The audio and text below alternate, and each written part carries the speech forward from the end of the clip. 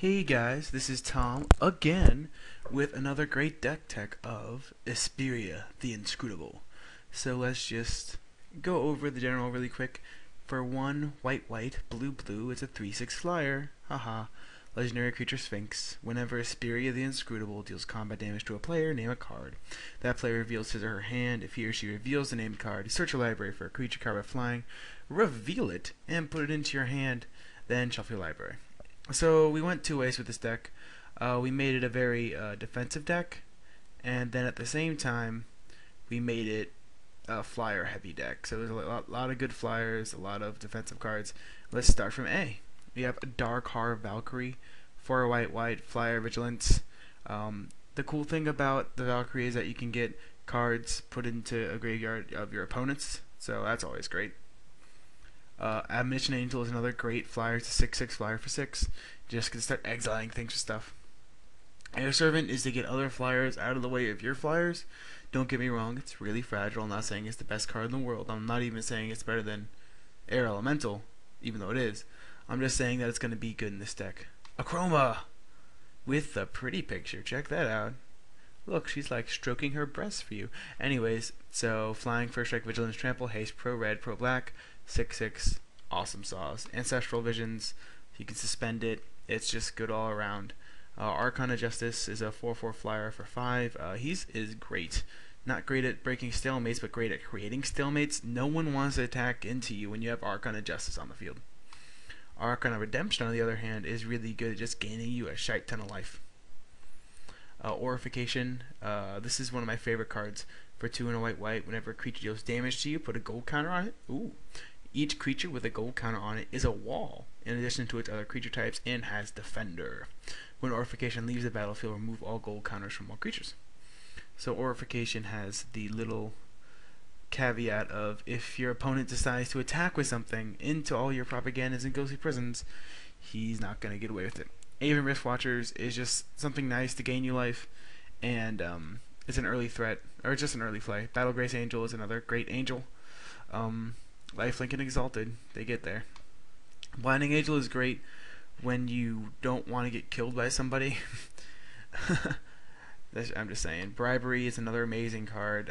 You've seen me misplay this card, but Bribery, it lets you take cards from other people's deck, and it's great if they have Eldrazi.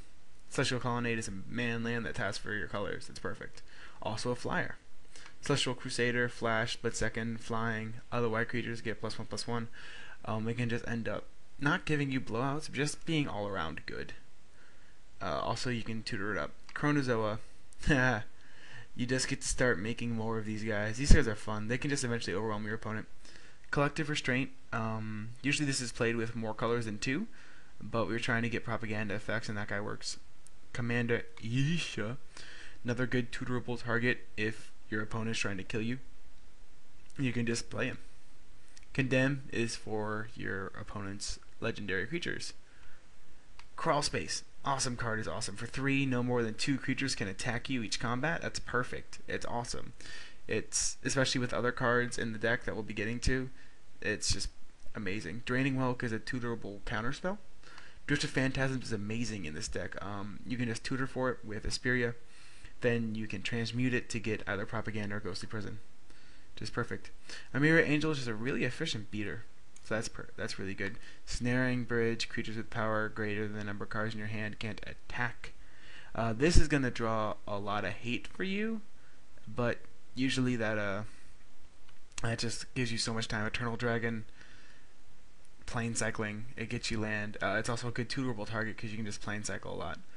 Evolving Wilds, fixing. Exalted Angel is awesome.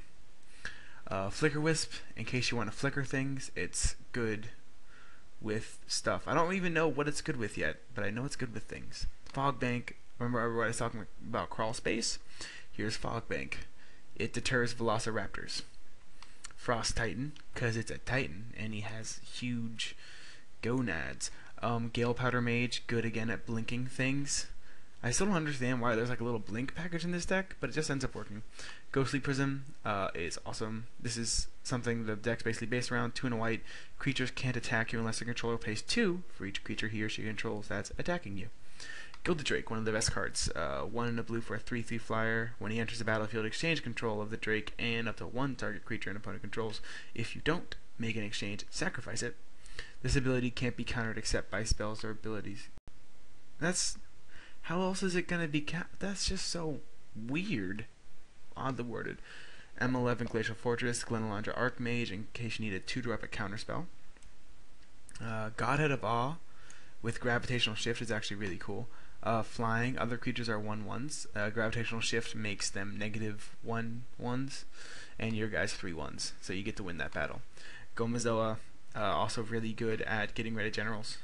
Guard Gomazoa. Basically, the turn that I want to do is Fog Bank, Guard Gomazoa, Crawl Space, and just laugh. Then we get back to the lands. We got Halimar Devs, Hallowed Fountain, and an island. Check that out. Then we got Karmic Guide. You'll notice later on that we are playing Reveillark. We're playing Reveillark just because you can't not play Reveillark. Lieutenant Kurtar is another good way to just tutor up with Isperia, a kill spell basically, which is perfect. Linvala is good against Mana Dorks and against random generals actually. Luminarch Ascension. If we're not getting attacked, let's get a bonus out of it. Mags to the Moat, again, if we're not getting attacked, let's get it. Just lets people not attack you, same with Moat. Maloku, she's pretty.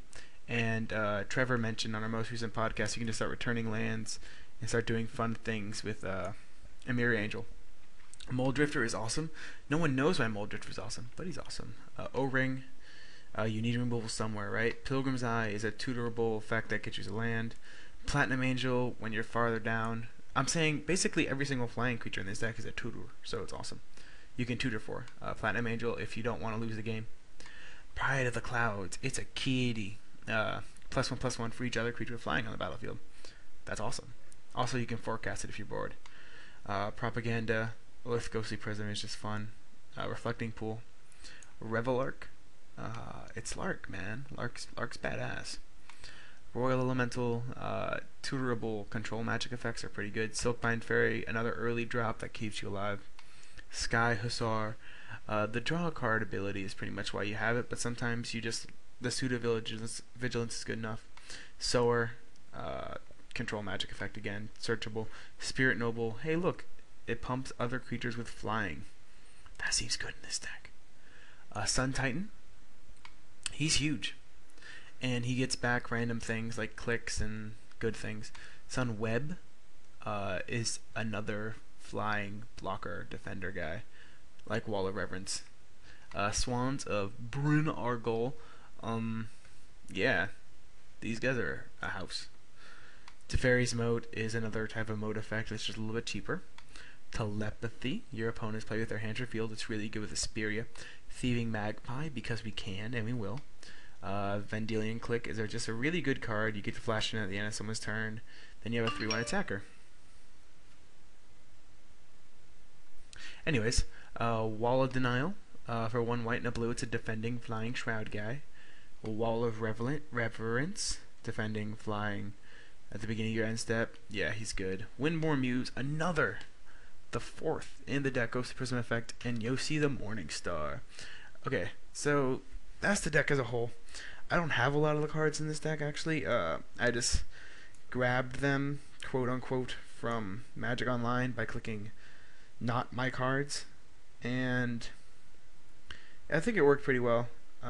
If I ever want to build this deck, which I probably am not, to be honest, it seems rather simple. It's not the most expensive deck in the world, especially online. It's not expensive. Like Moat in real life is $200. Moat online is not $200.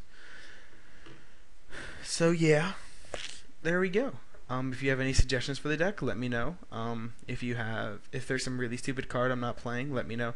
Island Sanctuary isn't online, or else it'd be in the deck.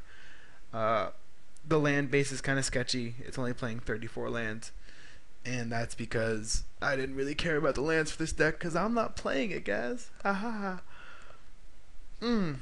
But I hope you like the deck. Check us out at MTG Radio. We're actually a podcast also.